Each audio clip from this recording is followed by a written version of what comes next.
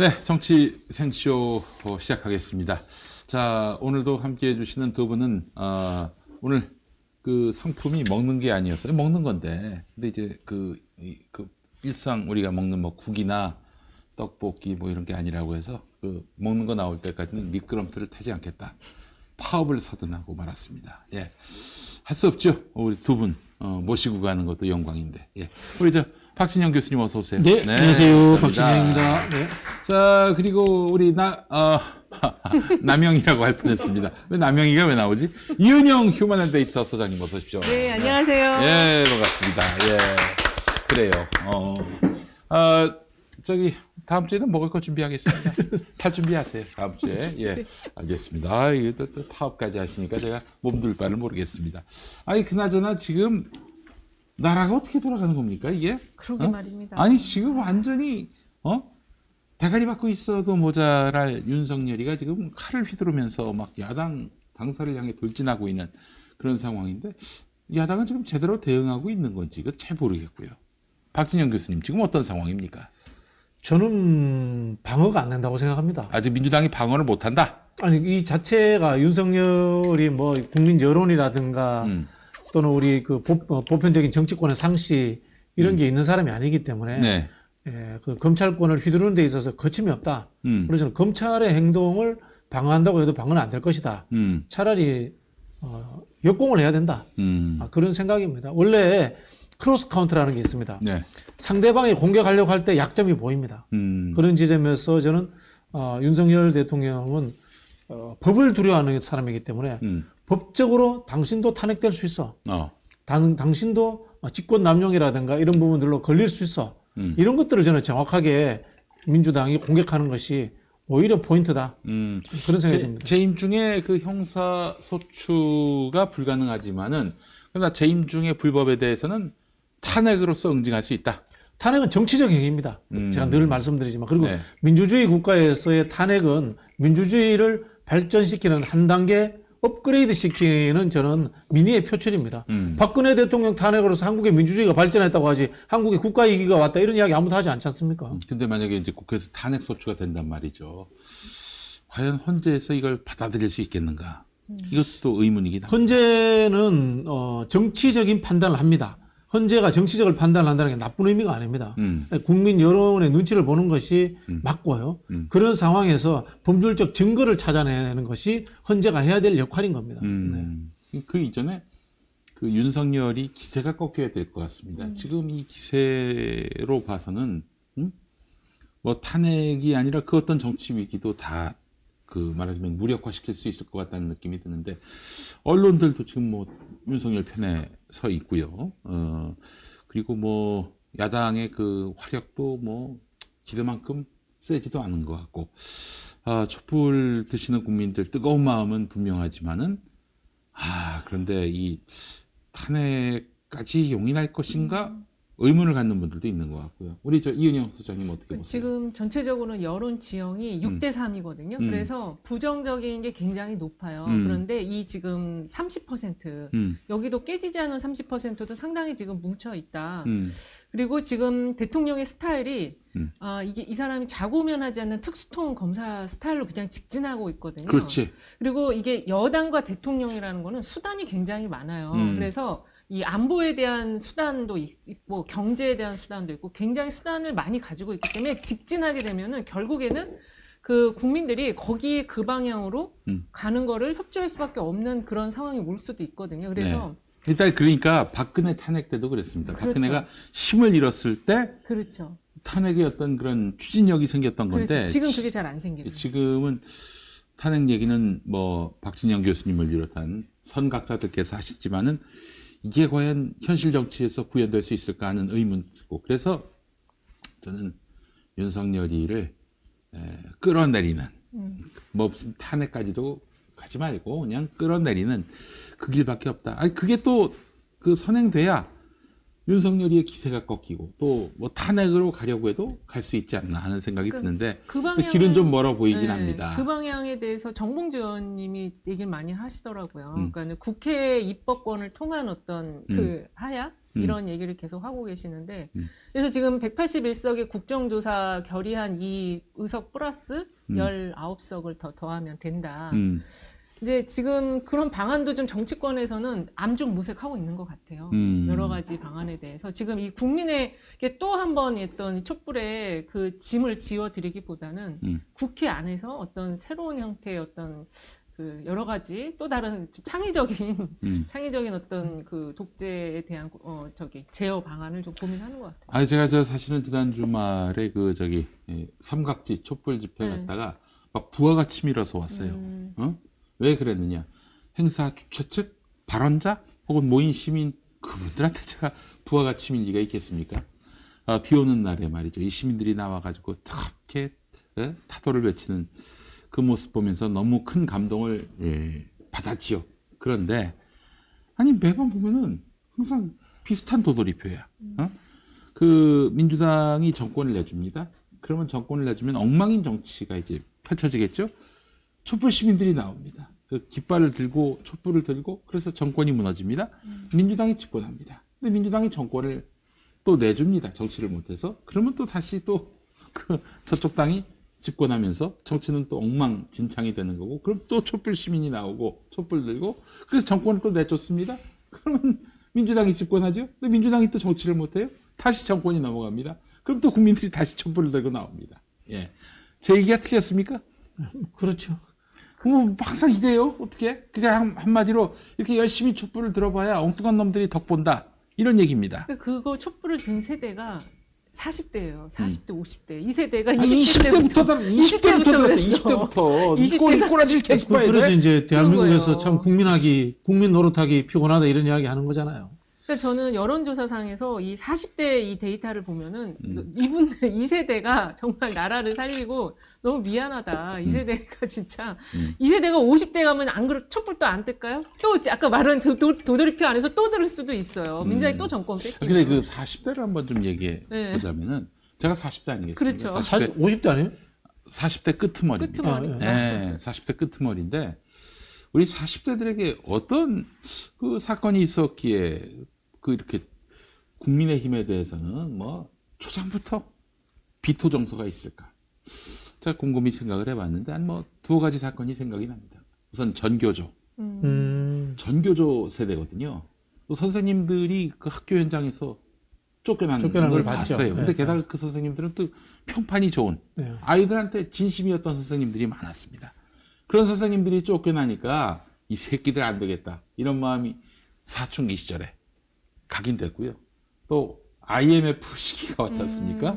우리가 홀라당 망했습니다. 그래서 취업도 어렵고 굉장히 그 눈치밥 먹으면서 살았던 인생들이었단 말이죠. 이 두 개의 큰 사건을 경험하면서 또 하나 더 있다. 하나 더 있어. 우리에게 있어서 노무현이란 정치인은 특별했습니다. 우리 저 사춘기 때, 성장기 때 TV에서 청문회로 그렇게 이 전두환 정권 인사들 그 시대에 덕봤던 인간들에 대해서 큰 소리 치면서 민주주의를 가르치신 분이에요. 산 교육을 하신 분이 바로 노무현 대통령입니다. 그분이 이 지역 감정이라는 정말 지랄맞은 이 관행, 악마와도 같은 이런 이 질서를 깨부수고 여러 불이익을 극복하고 대통령까지 됐을 때는 그렇죠. 우리 세대가 갖고 있는 노무현에 대한 어떤 그 일체감 상당했던 것이죠. 40대가 20대 때 노무현 대통령을 당선시킨 거죠. 근데 그 양반이 돌아가셨단 말이에요. 그러니까. 죽인 놈들이 바로 이제 국민의힘이고 용서할 수가 없는 거지. 우리 세대에 있어서 그 30대보다도 비토 정서가 더 높아요. 그렇죠. 그 국민의힘에 대해서, 윤석열에 대해서. 저는 우리 김용민 이사장 이야기한 내용에서 답이 다 있다고 생각이 됩니다. 정교조 선생님 이야기를 하셨는데요. 지금 민주당을 구성하고 있는 구성원 개별이 다 존경을 받아야 돼요. 그런데 과연 그런가? 전체로서의 민주당은 어쨌든 상대적 진보성이라든가 개혁성을 가지고 있고 민주당의 지도자들이 가지고 있는 비전이라든가 이런 것들은 국민들 앞에 내세울 만합니다만 개별 구성원들이 국민들 모두에게 존경받고 의미 있는 정치인으로 자리 잡고 있는가? 이런 질문을 던지고 싶어요. 종교조 선생님들처럼. 그렇기 때문에 우리 국민들이라든가 의식이 있는 국민들도 늘 일상적으로 민주당에게 지지율을 보여주고 있지만은 다 믿을 수 없는 거예요. 그런 부분이 존재한다. 이런 생각이 들고요. 또 한편으로 보면 이제 노무현 대통령 이야기도 또 투영된다면은 과연 지금 민주당의 지도자들이 노무현 대통령 같은 역사의식과 희생정신을 갖고 있느냐. 이런 이야기를 또 하고 싶어요. 결국 이건 뭐냐면은 민주당 구성원들의 문제점들이 금방 말씀하신 것처럼 정권을 교체하고 뺏기고 하는 이 과정에 저는 큰 원인이 되지 않았나. 결국은 정당이다. 그런 생각이 들어요. 그 지금 이제 세대론을 갖고 얘기를 하게 되는데 이것도 저도 선거 컨설턴트한테 들은 얘기예요. 그러니까 지금 우리 사회를 이끌어가는 중추적인 세대가 40대고 그들이 경제의 허리 세대고 이들이 X 세대거든요. 우리가 이제 오렌지족이다라고 불렀던 뭔가 힙합 문화 이런 거를 그들 세대 문화로 가지고 있었던 이 X 세대인데 이 이제 X 세대가 YZ 세대 30대 세대와 20대 세대 이렇게 이제 같이 가면서 우리 사회를 전체적으로 끌고 가는데 요 Y 세대를 M으로 바꿔가지고 이 X 세대와 이 20대 30대 분리해내는 작업이 MZ 세대론이다라는 그런 지적이 있더라고요. 그래서 어쨌든 이 X, Y, Z 이 세대가 지금 똘똘 이제 하나로 뭉쳐서 이 반정부적인 그리고 우리나라 그 내용이 결국 우리나라의 발전에 대한 열망 속에서 나오는 거잖아요. 그러니까 이 세대가 합쳐져야 되고, 그리고 민주당은 이 세대가 이제 고령화 사회로 가면서 특히 40대의 그 노후에 대한 부분까지 정당에서 어떤 해결책을 줄 수 있을 것인지를 지금부터 준비를 해줘야 된다. 그게 지금 이게 섞여 있는 거예요. 너무 정치 투쟁으로 올인되어 있다 보니까 지금 오늘 얘기할 것 중에 저는 금투세 관련한 거 얘기를 안 할 수가 없는데 이 X세대가 아까 말한 IMF에서 어떤 경제적인 어려움을 겪었잖아요. 근데 지금 어쨌든 경제 중심 세력이거든요. 그럼 이들 세대들이 돈 벌 수 있는 게 부동산 아니면 주식인데 부동산은 좀 어려워졌었고 주식이니까 당에서 이런 부분에 있어서 금투세 유예하자는 거에 대해서 조금 이렇게 좀 여유 있게 좀 접근을 할 필요가 있는데 그런 것들은 준비를 안 해주고 그렇다고 정치 투쟁을 진짜 굉장히 선두적으로 선각적으로 하는 것도 아니고 그래서 결국 요게 지금 우리 사회에 지금 우리가 이 윤석열 정부의 6개월을 보면서 이런 부분에 문제가 지금 꽉 막혀 있는 거 아닌가 그런 생각을 해요. 아니 윤석열 집권하고 덕본 사람이 있습니까? 부자들은 저는 현금 가진 사람은 덕보고 있죠. 그래요? 지금 예금 금리가 5%예요. 현금 가지고 있던 사람들이 집어넣으면 1억을 넘으면 월에 500을 받는다는 지금 거잖아요. 윤석열 정부 대해서 제일 덕본 사람은 삼성 등 재벌들이돼요. 왜냐하면은 시선에서 벗어나서 있거든. 편하거든 아주.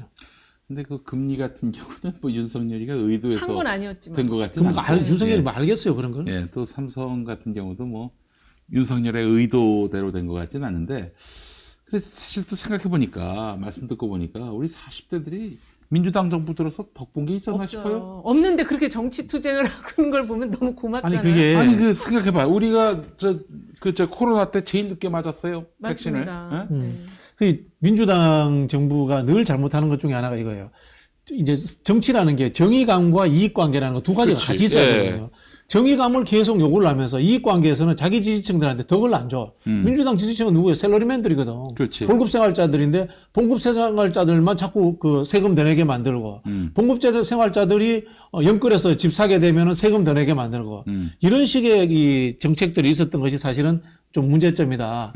이렇게 보여지고요. 이제 정책적으로는 그런 부분들 자기 지지층의 이익을 제대로 챙겨주지 못한다. 이런 거고 앞에서 말한 사람 문제가 굉장히 중요하다는 생각이 드는데요. 노무현 김대중 대통령 당선될 때만 해도 486 그 당시 총학생회장 정치인들 나가면 전부 다 환호해 줬어요. 수많은 스타 정치인들이 있었어요. 그들이 다 스타죠. 하물며 우리 문재인 대통령 당선될 때 봅시다. 지금 안 좋아할 수도 있습니다만 표창원도 스타였고 이철희도 스타였고 추미애도 스타였고 다양한 스타들이 있었어요.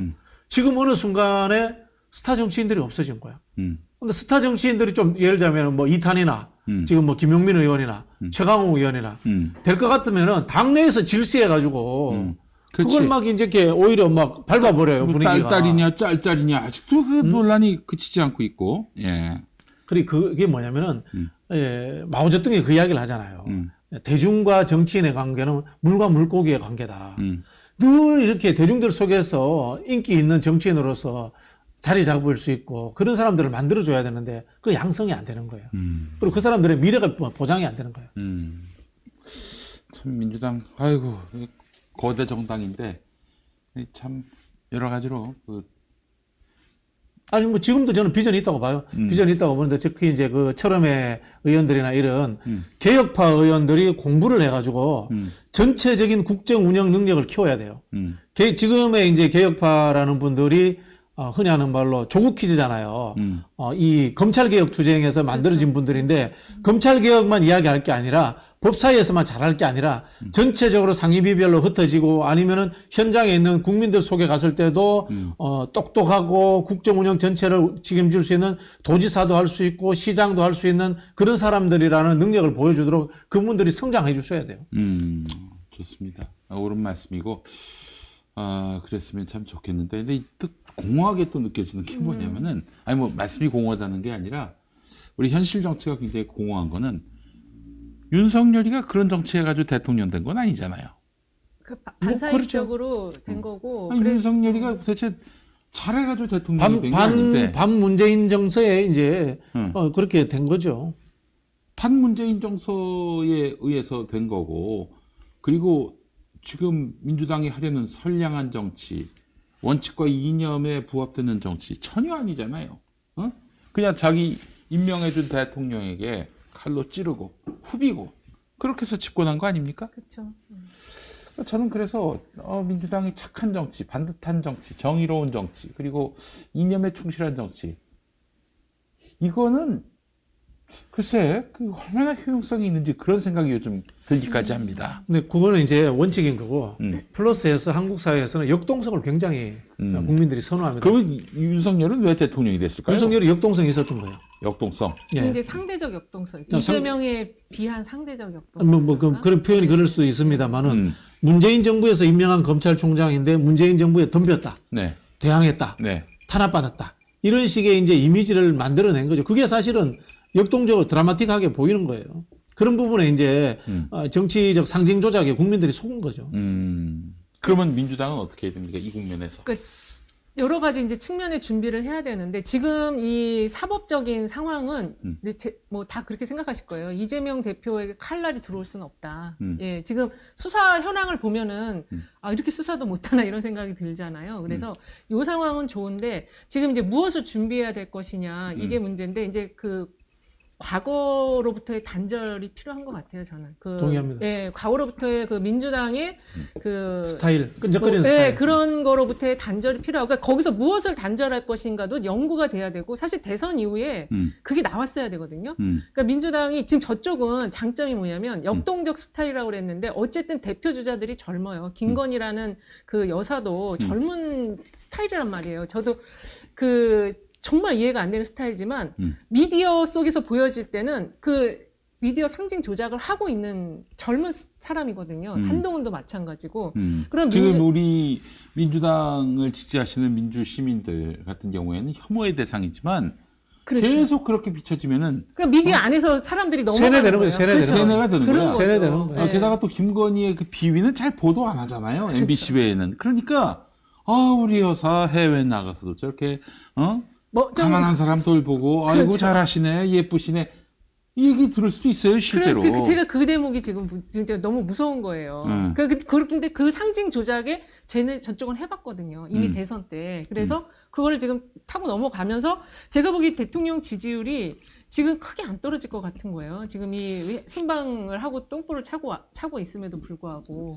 저는 이제 이제 한동훈이나 김건희가 정답은 아니다라는 생각을 하고 있고 저 사람들의 지지율은 이 보수 난동 지금 상황이에요. 한국 사회 자체가 극우들의 이 난동 상황이에요. 정치적 난동 상황이 여론조사에 과잉 반영된 상황이다. 이렇게 판단하고 거기에 의해서 한동훈과 김건희가 붕 떠 있는 상황이다. 그렇게 생각을 하는데 결국은 이게 뭐냐면요. 우리가 대안이 되지 못한다는 측면인 것 같아요. 민주당이 대안이 되지 못하기 때문에 저들이 지금 30% 초반대에 있는데 이 정도면 민주당이 한 40%, 45%씩 늘 나와야 되잖아요. 못 되는 거예요. 그런 부분들의 이유는 제가 보기에는 수권 정당의 모습을 보여주지 못하는 거예요. 수권 정당의 모습은 저는 리더와 그 리더를 둘러싸고 있는 서브 리더들 그런 사람들의 모습이 보여줘야 된다. 그런 생각이 드는데 지금 딸랑 보이는 건 이재명 한 명이에요. 지금 다음 대선 지금 경선한다고 칩시다. 경선 없을 수준이에요. 이게 무슨 지금 수권하겠다는 정당의 모습이냐 이런 생각이 드는 거죠. 문재인 당선될 때 보세요. 이재명도 했었고 안희정도 했었고 박원순도 했었고 뭐 다양한 사람이 있었습니다. 지금 아무도 없어요. 최성됐어. 누가 다 죽였어요? 근데? 스스로 죽은 측면도 있고. 근데 이제 저는 뭐 수권 정당은 결국 힘 있는 정당이라고 그렇죠. 봅니다. 그러니까 그게 상징 조작의 가장 핵심은 힘이 있어 보여야 돼. 힘. 그렇지. 네. 힘이 있어 보여야 돼. 네. 아니 그래서 제가 탄핵하고 그 퇴진을 이야기하는 거예요. 탄핵가 이런 거예요. 국민들은 제가 우리 늘 그 이야기 하잖아요. 언더독보다는 밴드웨건에 편승한다고. 야, 저 당에 줄 서면 저 당은 윤석열을 처벌 쏠 수 있겠어? 쫓아낼 수 있겠어?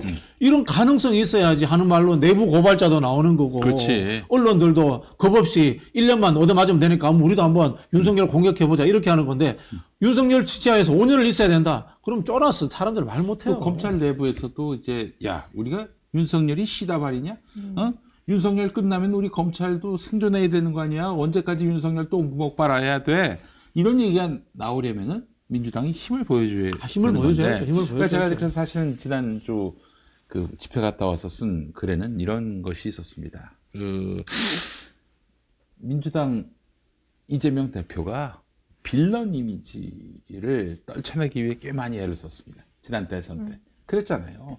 막 그 과거 가정사를 얘기하면서 성남인가 거기에서 눈물도 흘리고 하여간 그런 이미지를 탈피하기 위해서 뭐 형수에 대한 그런 뭐 욕설이라든지 문제에 대해서 국민들 저간에 있는 불신을 좀 씻기 위해서 애를 많이 쓰셨는데 그 나름대로 의미가 있다고 보지만 지금도 이 착한 이미지를 어떻게든 그 뿜어내고자 하는 그런 노력은 안 했으면 좋겠다는 생각이 들어요. 지금 싸울 때예요. 싸울 때예요. 싸울 그러니까, 때요.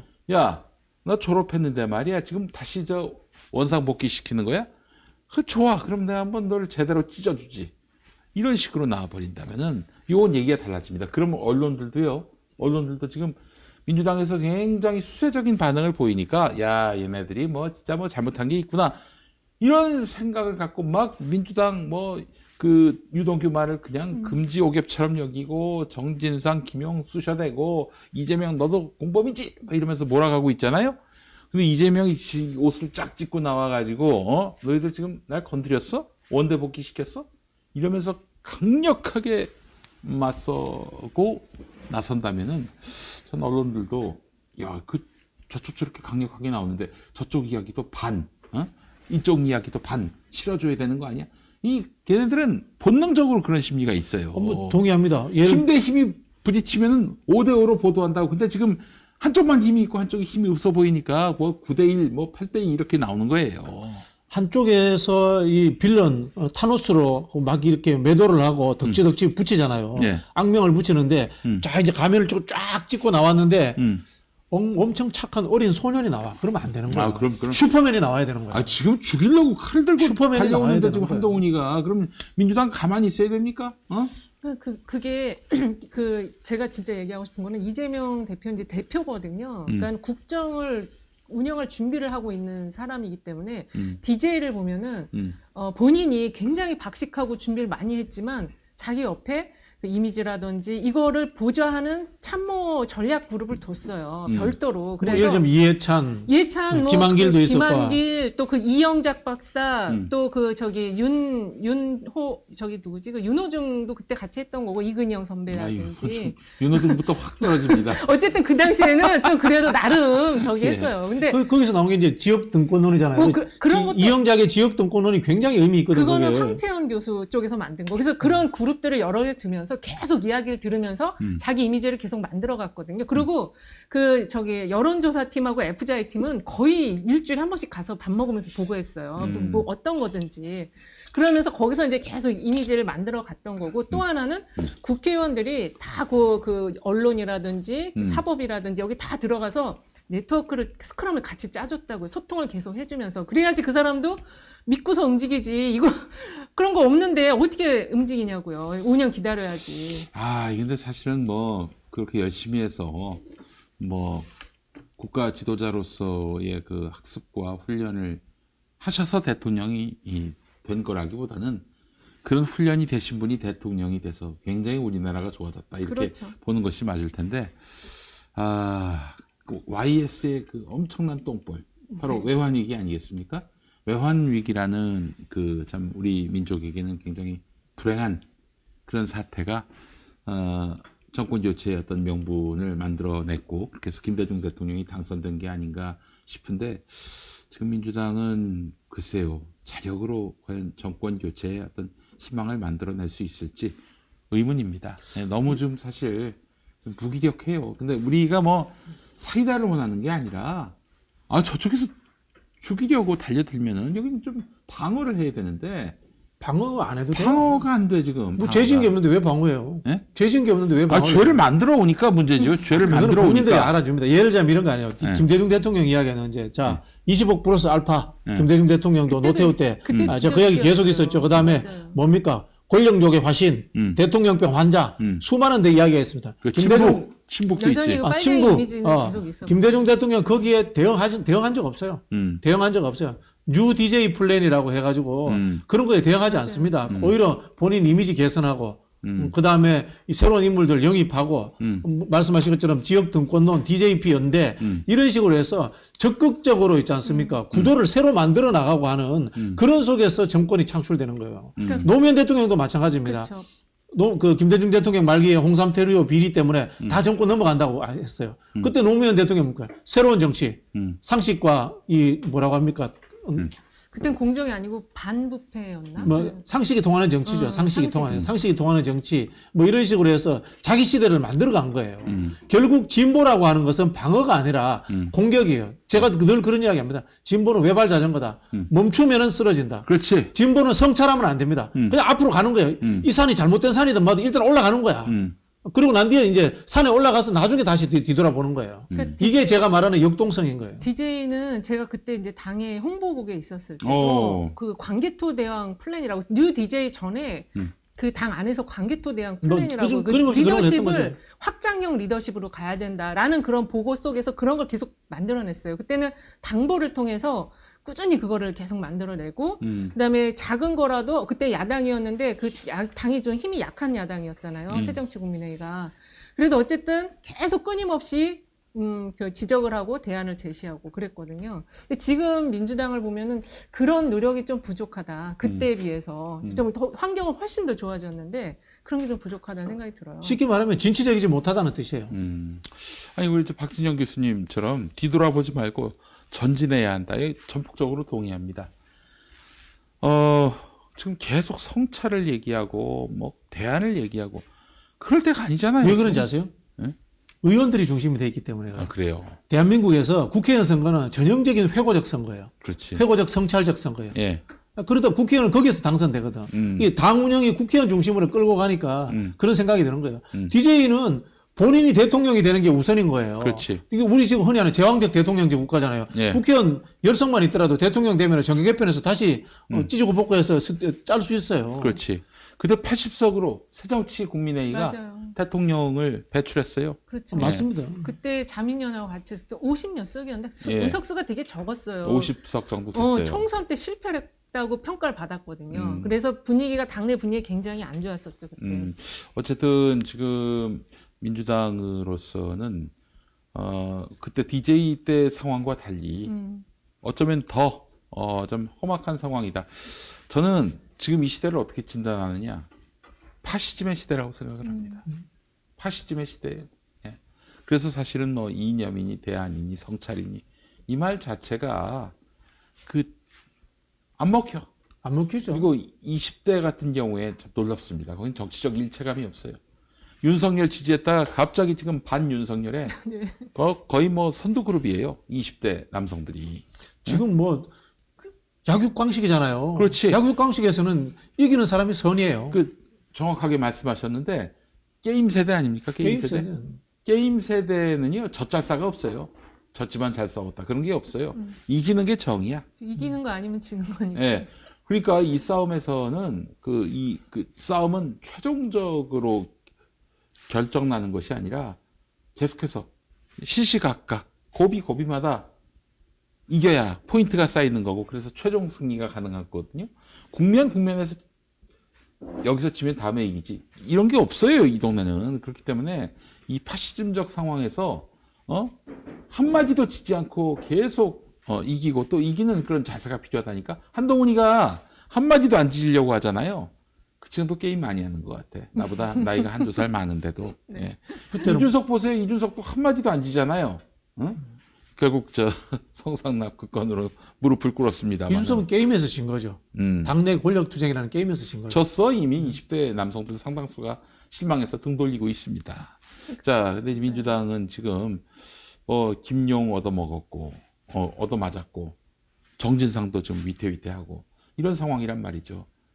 그래서 지금 이 순간순간에 저쪽에서 한 방 쳐서 맞으면은 이쪽도 유효타 한 방 날려야 됩니다.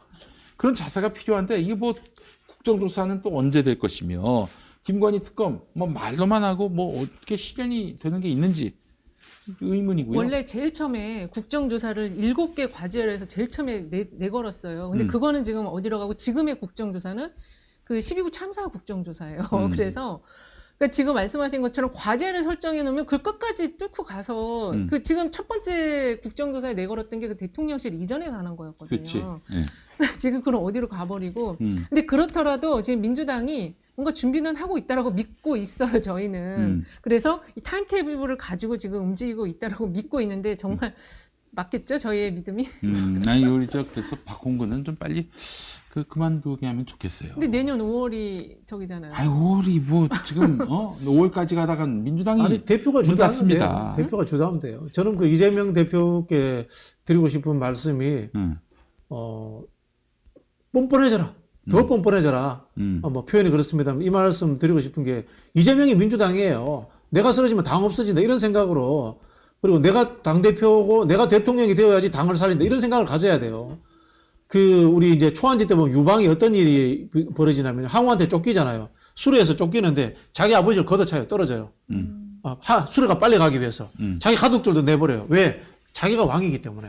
내가 살아야지 나중에 집안도 재건하고 이 나라도 재건할 수 있다. 그런 생각을 했던 거예요. 제왕학이라는 것은 그런 냉정한 측면이 존재하는 거거든요. 그러니까 지금 이재명 대표가 그 당의 그 여론의 지형은 좋은 상황이잖아요. 그러면 좀 리더로서 지금 조금은 이제 약간 여유를 좀 가지실 필요가 있고 당장 이게 막 칼이 들어오고 있는 그런 상황이지만 그렇더라도 당내에 제가 보면은 아직도 이 지금 현재 상황에 대해서 불만을 가진 사람들이 있어요. 드러내지 않지만. 근데 그 사람들에 대한 스킨십을 좀 강화를 할 필요가 있다. 저는 뭐 역으로 그렇게 생각하지 않습니다. 아, 그래요? 네. 치고 나가야 돼요. 근데 예를 들면 지금 당내에 과도한 비판하는 사람 있지 않습니까? 그냥 징계해야 돼요. 지금은 뭐 추스리고 자시고 할 때가 아니에요. 그냥 이게 돌격해서 이기는 거예요. 근데 그럼 돌격을 하기 위한 지금 전략을 가지고 돌격을 하고 있는 거잖아요. 국정조사 딱 뭐 이제 특검 이런 식으로 가야 근데 그런 게 좀 우리가 느끼기에는 뭔가 좀 답답한 감이 오니까. 그 속도감이 없어서 그래요. 아니 속도감이 없어서 지금 참 이게 이야기가 너무 답답한데 아니 두 분 말씀이 답답하다는 게 아니라 네. 지금 돌아가는 전국이 너무 답답합니다. 오늘 지금 우리가 방송하는 중에 그 서울시의회 국민의힘이 과반 이상 아니겠습니까? 오늘 그 TBS 예산 지원 조례안을 TBS 예산 지원을 중단하는 조례안을 통과시켰습니다. 이게 뭐냐면요. 매년 한 300억씩 TBS에다가 서울시가 지원금을 보냅니다. 근데 이걸 이제 안 주는 거예요. 안 주면 어떻게 되냐? TBS는 이제 프로그램 못 만들고 회사 문을 닫아야 돼요. 한마디로 얘기해서. 예? 근데 뭐 유예 기간을 둬가지고 2024년 1월 1일부터 중단하도록 예산 지원을 중단하도록 해가지고 원래는 내년 7월이었거든. 그걸 이제 2024년 1월 1일부터 예산 지원을 폐지하는 방안으로 이제 가기로 했는데 지금 TBS가 말이죠.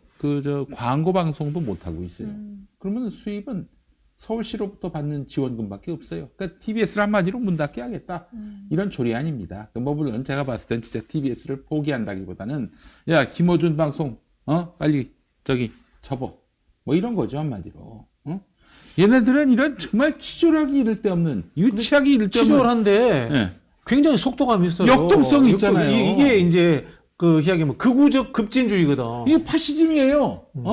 아니 여기는 이렇게 지금 나가고 있는데 저기서는 지금 뭐 전략을 얘기하고 성찰을 얘기하고 이념을 얘기하니 미치고 환장할 노릇인 거지. 한국 사람들은 네. 온건주의, 점진주의 안 좋아해요. 중도를 뭐 언론들이 굉장히 의미 있게 뭐 보고 있지만은 절대 중도 설 자리 없습니다. 중도 힘 있는데 정치에서. 따라와요. 양강구도에서는 중도. 뭐야 이게 도대체? 이 꼬라지가 날 때까지 뭐 하고 있냐 이거예요. 아니 뭐 물론 어떻게 이거를 막을 수 있을지 뭐 민주당에서 머리를 이제 싸매야 되겠습니다만은 이러다가 또 1년 지나가고 TBS 없어집니다. 저는 이제 그래서 이제 또 이제 벌어질 일들이 눈앞에 선한데 그러면은 이 김어준한테 가가지고 야 너 그만둬. 네가 안 그만두면 우리가 다 문 닫게 생겼어. 뭐 청취율 1등이고 나발이고 야 우리 월급 안 나오는데 뭐 네가 뭐 우리 월급 안 나오는데 무슨 대수야 청취율이 나가 이럴 거란 말이죠. 안 봐도 비디오 아닙니까? 실컷 김어준만 이용해 처먹고 김어준 하나 못 지켜줘 민주당. 뭐 하는 겁니까 이게? 발만 앞서고 그냥 혀만 있어 혀만. 죽으면은 이 민주당 의원들 죽으면은 혀만 마지막에 썩을 거예요. 뭡니까 이게 도대체? 아이고 이거 확 방어 안 돼요. 방어 안 돼. 그래 이제 제가 보기엔 이런 거예요. 그 주유소 습격 사건의 무대포하고 똑같은 거예요. 무대포. 우리가 해야 될 거는 무대포 전략이에요. 네. 옆에서 있잖아요. 저기 TBS도 찔러 죽고 수없이 많은 동지들이 죽어요. 네. 그러면 뭐냐? 우리도 몸에 수많은 상처를 입을 수밖에 없어요. 네. 그 상황에서도 단 한 명을 위해서 돌격하는 거예요. 단 한 명을 쓰러뜨리면 우리가 이긴다라는 생각으로 돌격해야 돼요. 그렇지. 그러니까 니들이 우리 죽이려고 해? 그럼 우리도 널 죽이지 뭐. 이렇게 나와야 된다는 거죠. 아니 YTN 민영화 그러니까 못 막아요. 들어갔습니다. 못 막아요. MBC는 뭐 안 할 것 같습니까? 다 해요. 이러다 그나마 좀 그 어떤 공정의 기틀을 유지하는 언론들이 다 이제 무너져 없어지면은 이제 완전히 그냥 새빨간 미디어만 남게 되는 겁니다. 정권을 바꾸는 거 외에는 그걸 막을 수 있는 방법이 없잖아요. 아니 지금 우리 유튜버들도 말이죠. 날마다 정말 살얼음판을 걷는 기분입니다. 언제 어떻게 그 사법적으로 저 친구들이 우리에게 불이익을 가할지 정말 하루하루가 살기 힘들어요. 솔직히 지금 얘기해서. 고소고발 많이 당했죠. 이제 재판 들어갔습니다. 재판 들어갔어요. 민주당에서 뭐 도와주는 것 같습니까? 일도 없습니다. 알아서 각자 도생하는 길밖에 없어요. 내년 총선쯤 되면 또 연락이 오겠지. 출마자들 출연시켜달라고. 안 봐도 비디오야. 그래놓고 당선되면은 입 닫고 뭐 유튜버들이 좀 센 소리 하면은 극단주의로 흐르고 있다 또 이러면서 논평이나 해야 되고 이런 새끼들을 위해서 진짜 아이고 진짜 짜증이 납니다 진짜. 근데 우리가 언제 뭐 민주당 보고 뭐 도와달라고 그랬습니까? 하나 그런 거 없어요.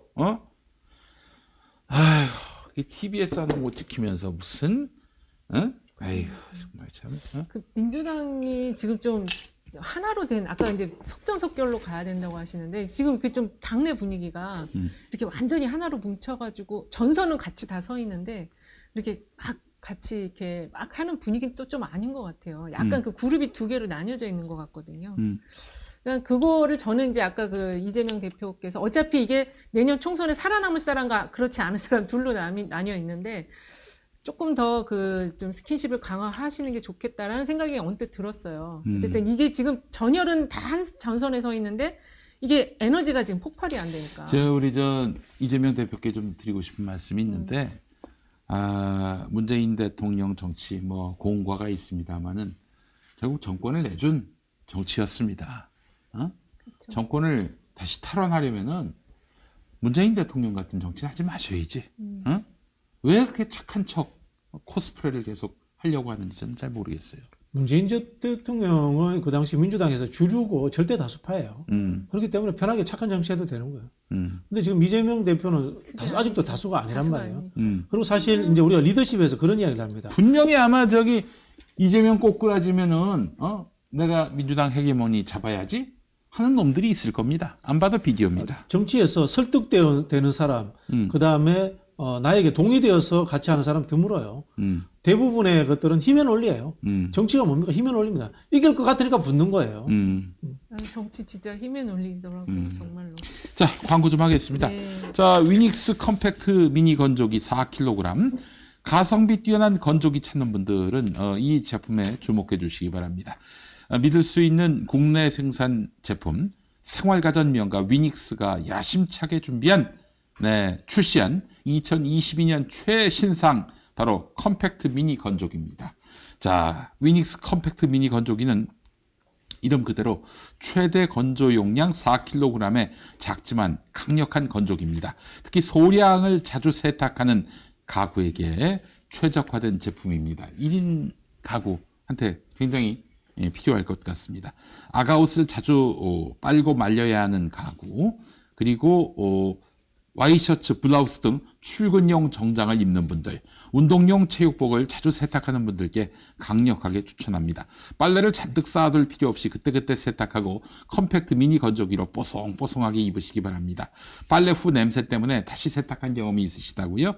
위닉스 미니 건조기를 만나보세요. 제가 예전 총각 때 자취를 했었는데 직장 다니면서 와이셔츠를 빨고 이제 보니까 말렸는데 네. 다 마른 것 같아요. 바로 입었더니 옷에서 화장실 냄새, 하수 냄새가 옷에서 나는 거야. 네. 이게 뭔가 했습니다. 완전히 처음에.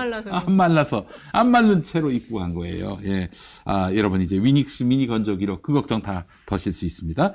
세탁기 문제가 아니라 건조기 문제였음을 깨달으실 분들도 많이 있을 거예요. 유해세균 99.9% 살균, 알루미늄 특수 코팅으로 내구성 강한 드럼, 건조기 소음 인증 기준, 업계 최저 소음, 거기에 어떤 공간에도 거치 가능한 스마트한 디자인까지. 네, 더욱 중요한 것은 놀라운 가격입니다. 보통 100만 원이 훌쩍 넘는 건조기 가격에 놀라셨을 텐데 김용민닷컴에서 단돈 34만 1,000원 놀라운 가격에 최신상 위닉스 건조기를 만나보시기 바랍니다. 와, 한 3분의 1 가격이군요.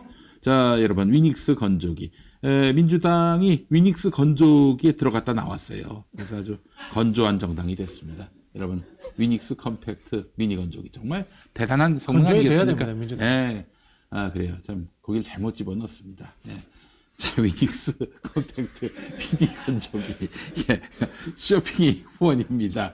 네. 김용민닷컴 여러분 많이 이용해 주시기 바라겠습니다. 자, 이번엔 우리 박진영 교수님이 너무너무 좋아하시는 킴스팜 전라남도 영암 햇 신고배 여러분들께 소개하겠습니다. 맛있어 보인다. 감사합니다. 예. 자, 대한민국 정말 대표하는 과일이 바로 배입니다. 가을을 대표하는 과일 전라남도 영암에서 지금 막 수확한 햇 신고배를 만나보시기 바랍니다. 대한민국 농림축산식품부로부터 GAP, 갑입니다. 농산물 우수관리 인증을 받았습니다. 저탄소 인증에다가 농촌 융복합 산업 인증을 받은 믿고 먹을 수 있는 착하고 맛있는 배입니다. 배라고 다 맛있는 게 아니죠. 돌배. 정말 짜증납니다. 덜 익고 짓무른 배. 이 가을 무보다도 맛이 좆도 없을 때가 있죠. 예. 자, 심합니다. 좆도 맛이 없습니다. 사실 그 배는. 맛있을까요? 너무 맛있어요. 이건 아니지. 예. 여러분, 그러나 킴스팜 신고배는 진짜 맛있습니다. 믿고 드셔도 좋습니다.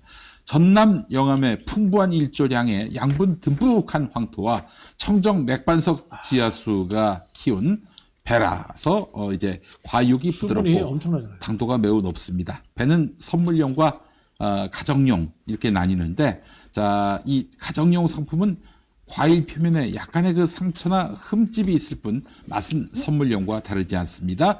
맛있고 저렴한 배를 원하신다면 맛이 동일한 가정용으로 충분합니다. 네, 가정용.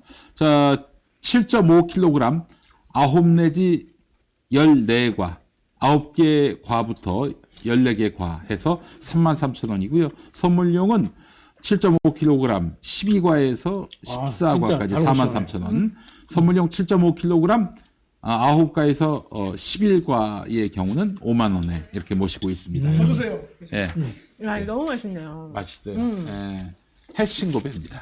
해신고배가 여러분들께 신고합니다. 예.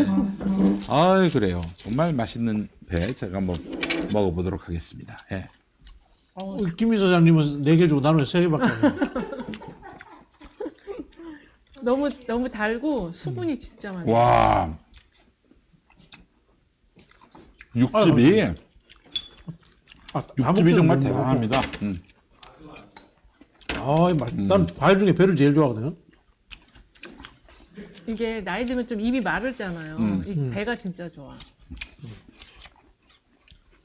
아, 여러분 민주당이 됐으면 좋겠어요. 달고 시원하고. 수분이 많은 배. 수줍이 많고 과즙. 네. 또 그렇게 될 거예요. 한순간에 또 바뀌어요. 이게 분위기인데 이길 것 같으면 사람들이 저절로 흥이 나고 모르던 것도 갑자기 알게 돼요. 정치라는 게.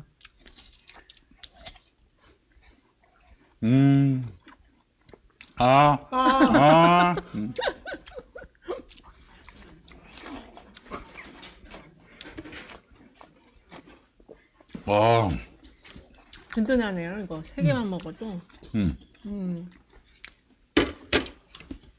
정말 잘 나왔습니다, 이거. 아, 좋다. 이게 배는 원래 약간 새콤한 맛이 없는데 약간 새콤한 맛도 있네. 살짝 새콤해.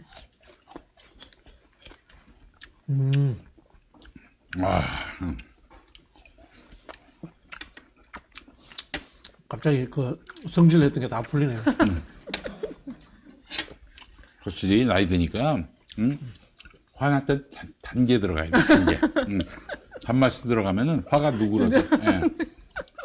예전에 그 광고 있었잖아요. 연양갱. 그래서 막 화를 내면은 착 집어넣으면은 갑자기 부드럽게 녹아지는. 할아버지들 그걸 좋아하잖아요. 예. 그래요. 단계 들어가야 합니다. 아, 여러분 부드러운 2부가 시작됐습니다. 예. 그 TDS 예산을 끊겠다. 그래서 아주 고사시키겠다. 그리고 뭡니까? MBC도 지금 500억. 그러니까, 뭐 탈세를 했다고 이렇게 때리고, 그 저 비행기에 안 태우고. 아니 이런 유치하기 짝이 없는 이런 너무나 노골적인 언론 탄압. 이거 보고도 언론인들이 화를 났네요.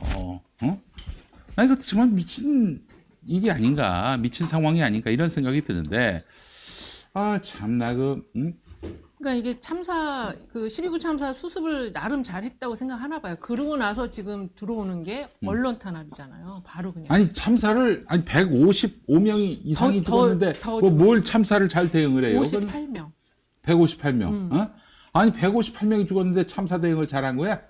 뭐 한 200명, 300명 죽을 거 158명으로 끊었다 뭐 그런 얘기입니까? 그렇게 자기들끼리는 그렇게 판단을 하는 것 같아요. 그러고 나서 진짜, 지금 최악이다 최악. 진짜. 재해 무슨 TF를 또 행안부 장관을 지금 임명을 하잖아요. 그러니까 밀어붙이면서 가는 거예요. 참사 책임자한테. 그러니까. 우리 국민들은 지금 윤석열 대통령을 마음속으로는 이미 탄핵했어요. 그쵸. 저 사람 능력이 없다, 무능하다, 도덕적으로도 문제있다 이런 생각을 했거든. 근데 이게 이런 참사라든가 벌어지는데도 적당히 수습하고 사고 치고 하는데도 넘어가고 이렇게 익숙해지면 그게 길들여져 버려요. 큰일 나요. 그러면 이제 맞아요. 그 4년 반 더 가는 거지 뭐 이러면. 거기에서 윤석열이 조금만 잘해도 와 윤석열 치고 잘하네 이렇게 돼버리는 거예요. 또 언론은 그걸 또 증폭해서 용비어천가 만들어주고 그러면은 이게 그대로 가는 거예요. 쭉 가는 거예요. 그렇기 때문에 제가 자꾸 탄핵해야 된다, 퇴진시켜야 된다. 거기에 대해서 우리가 프레임을 짜가지고 만들어 가야 되는 거예요. 그래서 또 계속되는 주말 촛불 집회가 중요한 것이고요. 그래서 또 걔네들이 주말 촛불 집회에 대해서 쌍심지를 켜고 계속 노려보고 있는 거 아닙니까? 그래서 저기 헬로윈 축제로 160명 가까이 지금 사망 희생자가 죽게 되는 상황에서도 거긴 경찰 안 보내고 전부 뭐 얼마 안 되는 촛불 집회에 그 인력들을 보내가지고 참 그래서 이 동력을 세우려면 민주당이 앞장서는 수밖에 없어요. 지금 현실적으로 힘 있는 세력은 민주당밖에 없습니다. 예, 지금 저희가 지난주 그 삼각지 비 오는 날 그 집회 현장 사진을 보여드리고 있는데 시민들이 도대체 무슨 잘못이 있습니까 이분들이? 예? 이분들은 정말 때만 되면 나와가지고 저분들이 전문 촛불 시위꾼들입니까? 전데요. 예. 저 바라보면서 정말 속에 아주 천불이 막 생겼어요. 40, 50대 여성분들이 많이 나오시더라고요. 아니 그럼 당연하지. 40, 50대 바로 우리 딸들이 이번에 저기 헬로윈 축제 때 참사를 당한 거예요. 공감이 강한 세대죠. 지금. 네. 어머니 세대. 게다가 또 우리 세대는 뭐 말씀드린 대로 40대들이 많고, 50대 초반도 많죠. 사실 정교조 세대로 말하자면은 네, 50대 초반. 노무현에 대해서 일체감을 느끼는. 예, 그래서 이 세대들이 지금 더 불이 붙은 거예요. 그러니까 이제 60대 30으로 나뉘어졌다라고 말씀하셨는데 60도 단단히 지금 결속되고 있습니다. 그렇죠. 30도 결속되고 있어요. 왜냐? 이러면 윤석열이 망할 것 같거든. 대체 그 사람들은 왜 윤석열을 이렇게 붙잡고 윤석열이 계속 집권해야 한다라고 생각하는지 모르겠습니다만은 어쨌든 60이 똘똘 뭉치면 30도 똘똘 뭉치고 지금 이 사회는 파시즘 사회니까. 뭐 정진석이나 이런 정말 말도 안 되는 소리를 계속 스피커를 내주잖아요. 그러니까 뭉치는 거예요, 이 사람들이. 그렇지. 예. 윤석열 자체만으로 보면 이 사람들도 거의 심리적으로는 도저히 안 되겠다. 그 심리까지 갔었거든요. 근데 그렇지. 다시 뭉치는 거는 그런 스피커들이 막 이제 완장 차고 막 그냥 뭐 때리고 막 이러는 거지. 그러니까 박진영만 탄핵 얘기하면 안 됩니다. 탄핵이 탄핵이 별로 동의가 안 되면은 타도라도 퇴진이라도 얘기를 해야 돼요. 민주당 정치인들이 스스럼없이 자꾸 얘기를 해야 됩니다. 국회의원이 그런 이야기 하라고 시켜놓은 게 국회의원이에요. 근데 지금 좀 나온다고 하잖아요. 지금 일정상 이제 아직은 좀 약간 타이밍이 빨라서 안 한다. 그런데 이제 하는 의원이 별로 없고 그러니까 그 의원들만 완전히 타겟팅을 시켜가지고 프레임워크를 씌워가지고 이 인간들만 극렬 강성이어서 막 그냥 막말을 해야 된다 이런 식으로 수구 언론들이 막 그 정치인들을 표적으로 삼고 있잖아요. 심지어는 김용민 의원, 김건희에 대해서 한마디도 안 했는데 말했다고. 요새 계속 그래요. 김건희 뭐 빈곤 포르노 내가 한 말이야. 내가 한 말인데 김용민 의원이 한 말이 돼버린 거야. 내가 참 그래서 참 내가 김용민 의원에게 참 못할 짓 한다. 그런 생각도 들고. 저는 김용민 의원이 이제 국회의원 선거 나왔을 때 전광훈 신도들이 가가지고 왜 우리 목사님을 괴롭히냐고 이 김용민 후보한테 막 항의를 했대요.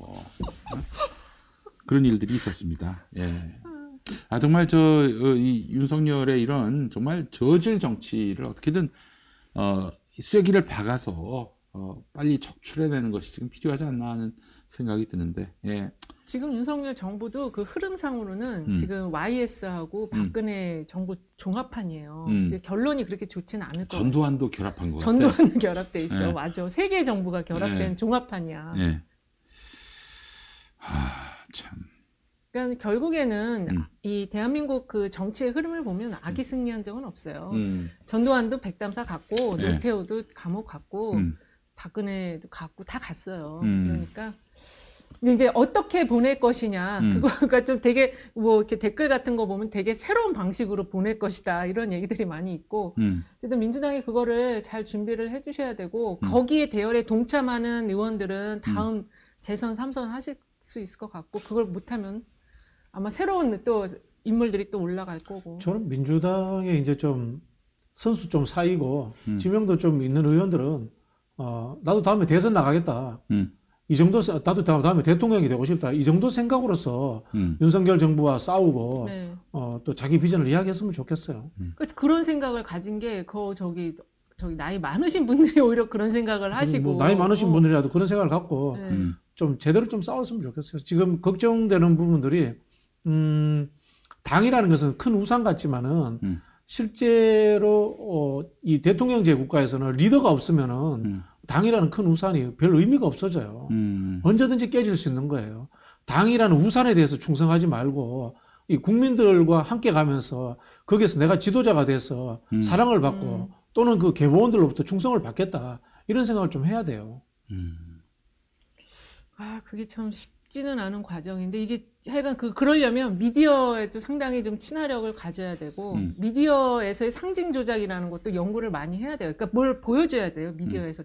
저희도 미디어를 많이 이게 접촉을 하고는 있지만 그런 어떤 쇼는 못 보여주거든요. 아직 저희도 그런 단계까지는 못 갔는데 국회의원은 사실 미디어 접촉력 언제든지 쉽게 할 수 있고 또 쇼를 보여주기 위해서 연구를 많이 하셔야 된다. 국회의원들이 그 좀 하다못해 유튜브라도 좀 많이 나와주시면 어떨까 그런 생각이 들고 아니 뭐 저희 방송 안 나와도 됩니다. 네. 본인이 유튜브 채널 파가지고 그렇죠.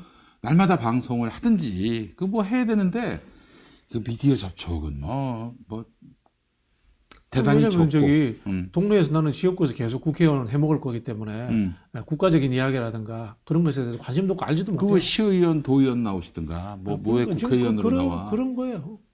그래서 저는 진짜 대한민국에서 3선 이상 국회의원 필요 없다고 봐요. 근데 자꾸 그런 말 하면 박진영 교수님도 미움받아 당해서 아니 맨날 지금 국회의원 저기 우리처럼 한다고. 이제 제왕적 대통령제 그다음에 광역시도도 집행부 우위 구조기 때문에 국회의원들이 별로 하는 일 없어요. 나라 일 안 하면은 3선하고 지나고 나면 할 거 없어요, 사실.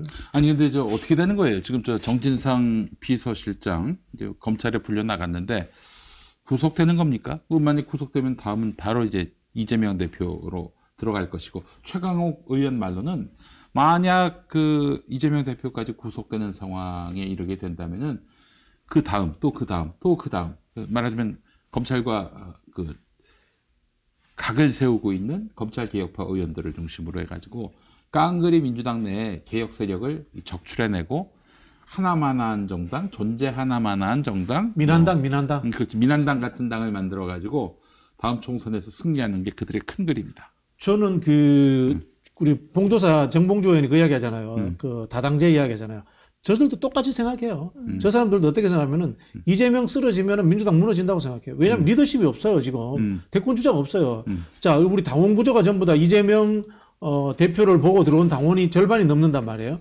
거기에서 이낙연 그 총리가 다시 와서 당을 장악한다? 장악되지도 않아요. 그 당원들이 따라가 주지 않아요. 리더십이 생기잖아요. 그럼 뭐예요? 민주당 쪼개지는 거예요.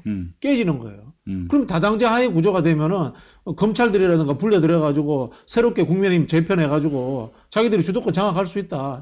이렇게 생각하고 있는 거예요. 마음에 안 드는 사람들은 검찰 이 수사권을 활용해가지고 강성들 쳐내버리고. 그게 딱 뭡니까? 민정당, 민한당, 국민당, 뭐 이런 그 전두환 초기에 다 군사정권하에 다당제 구조 이런 식의 지금 생각하고 있는 거예요.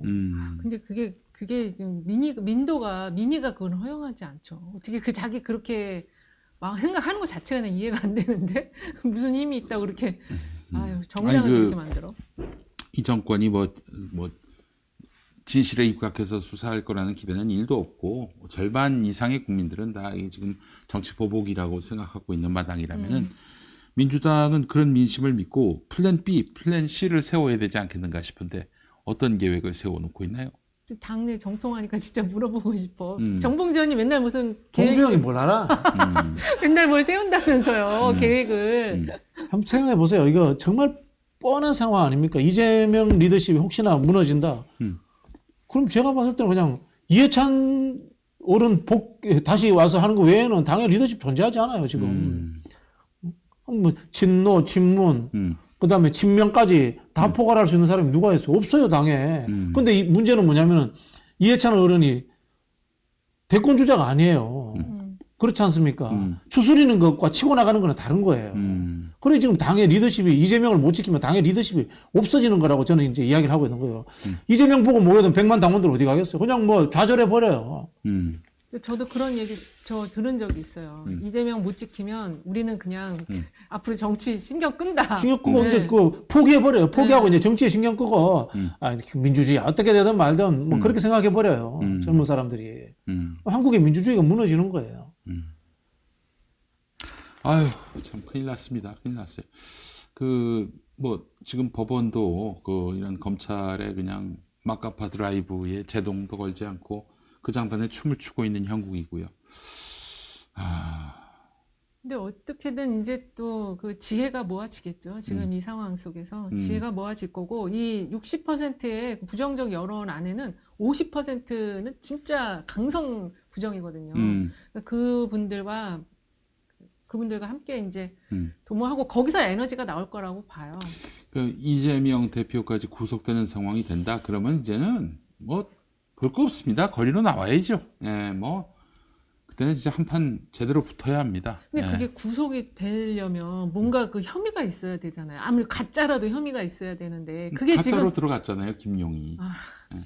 분명히 아마 뭐 제- 죄가 있어 들어갔습니까? 제 생각에는 억지로 기소까지는 할 거예요.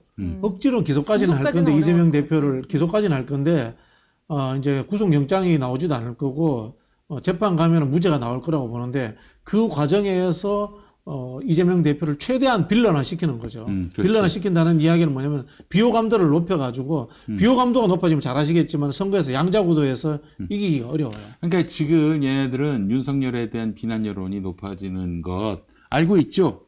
그렇지만 거리에 나가 보십시오. 그러면 이재명이 옳았다, 이재명이 더 나았다 이렇게 얘기하는 사람 없습니다 지금. 맞습니다. 예? 이거 민주당이 가벼이 여기면 안 돼요.